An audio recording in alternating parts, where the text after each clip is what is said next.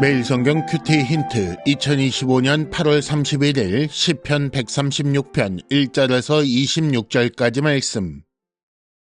여호와께 감사하라. 그는 선하시며 그 인자하심이 영원함이로다. 신들 중에 뛰어난 하나님께 감사하라. 그 인자하심이 영원함이로다. 주들 중에 뛰어난 주께 감사하라. 그 인자하심이 영원함이로다. 홀로 큰 기이한 일들을 행하시는 이에게 감사하라. 그 인자하심이 영원함이로다. 지혜로 하늘을 지으신 이에게 감사하라. 그 인자하심이 영원함이로다. 땅을 물 위에 펴신 이에게 감사하라. 그 인자하심이 영원함이로다. 큰 빛들을 지으신 이에게 감사하라. 그 인자하심이 영원함이로다.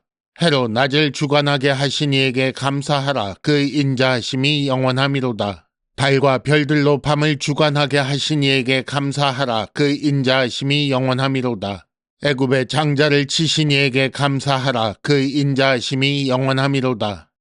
이스라엘을 그들 중에서 인도하여 내신 이에게 감사하라. 그 인자하심이 영원함이로다.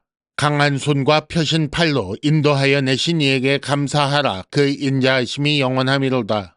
홍해를 가르신 이에게 감사하라. 그 인자하심이 영원함이로다.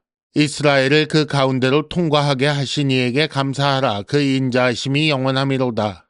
바로와 그의 군대를 홍해에 엎드러뜨리신 이에게 감사하라. 그 인자하심이 영원함이로다. 그의 백성을 인도하여 광야를 통과하게 하신 이에게 감사하라. 그 인자하심이 영원함이로다. 큰 왕들을 치신 이에게 감사하라. 그 인자하심이 영원함이로다. 유명한 왕들을 죽이신 이에게 감사하라. 그 인자하심이 영원함이로다. 아모리인의 왕 시혼을 죽이신 이에게 감사하라. 그 인자하심이 영원함이로다. 바산 왕 옥을 죽이신 이에게 감사하라. 그 인자하심이 영원함이로다. 그들의 땅을 기업으로 주신 이에게 감사하라. 그 인자하심이 영원함이로다. 곧 그 종 이스라엘에게 기업으로 주신 이에게 감사하라. 그 인자하심이 영원함이로다. 우리를 비천한 가운데에서도 기억해 주신 이에게 감사하라. 그 인자하심이 영원함이로다.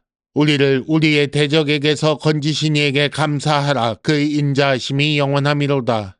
모든 육체에게 먹을 것을 주신 이에게 감사하라. 그 인자하심이 영원함이로다. 하늘의 하나님께 감사하라. 그 인자하심이 영원함이로다. 아멘. 오늘의 큐티 힌트 3가지입니다.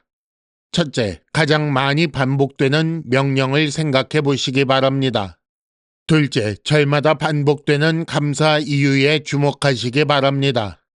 셋째, 역사 가운데 나타난 하나님의 인자하심을 확인하시기 바랍니다.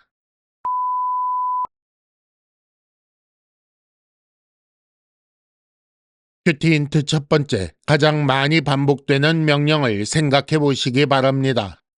1절에서 여호와께 감사하라. 그는 선하시며 그 인자하심이 영원함이로다 라고 시작하여 마지막 26절에 하늘의 하나님께 감사하라. 그 인자하심이 영원함이로다 라고 끝날 때까지 시편 136편 모든 절에 감사하라 라는 명령이 나옵니다. 바로 이 감사하라 라는 명령이 이 시편의 핵심입니다. 그리고 원어로 볼 때 이 단어가 가장 먼저 나와서 가장 강조되고 있습니다. 누가 누구에게 감사를 명령하고 있습니까? 이런저런 설명을 할 수는 있겠지만 결국 하나님께서 자기 백성에게 명령하시는 것입니다. 그러므로 우리가 무엇을 어떻게 누구에게 왜 감사해야 할지 알아야 바르게 감사할 수 있습니다. 먼저 누구에게 감사하라고 합니까? 여호와 하늘의 하나님께 감사하라고 했습니다. 우리는 오직 그분에게 감사해야 합니다. 그는 선하신 분이고 신 중의 신이며 주 중의 주이십니다. 이것은 히브리식의 최상급의 뜻입니다. 그런데 그런 분이 하늘에 지극히 높은 곳에 계신다고 했습니다. 즉 하늘 보좌에 계시며 세상을 다스리시는 분이라는 뜻이지요. 그리고 4절에서 25절은 1절에서 3절에 서술된 바로 그 하나님께서 어떤 일을 하셨는지 설명합니다. 즉 홀로 큰 기이한 일을 행하시는 등 이런저런 일을 하신 하나님이 감사의 대상이라고 가르쳐주는 것입니다. 이런 일을 행하신 분, 행하실 능력이 있으신 분은 오직 여호와 외에 없으니 감사하라는 거지요. 힌트 첫 번째, 하나님의 백성에게 요구되는 것은 하나님께 감사하는 것입니다.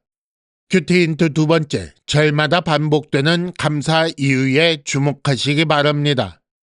1절 마지막에 그 인자하심이 영원함이로다 라고 했고, 절마다 반복되어 마지막 26절에도 그 인자하심이 영원함이로다 라는 말로 마칩니다. 모든 백성이 함께 모인 예배에서 이 시편으로 찬송하는 장면을 상상해 보시면 좋겠습니다. 인도자가 하나하나 감사의 제목을 외치면 회중은 후렴구를 불렀을 것입니다. 그 인자하심이 영원함이로다 라고 온 회중이 함께 외쳤겠지요. 왜 이렇게 감사하라 라고 계속 외칠 수밖에 없는가? 그 인자하심이 영원하기 때문이다 라고 각인시키는 것입니다. 감사의 이유는 단 한 가지입니다. 여호와의 인자하심이지요. 바로 이것을 기억해야 한다는 것입니다. 인자, 헤세드라는 것은 언약에 기초한 영원하고 신실하며 변함없는 사랑입니다. 이것이 왜 감사의 제목이 되는가?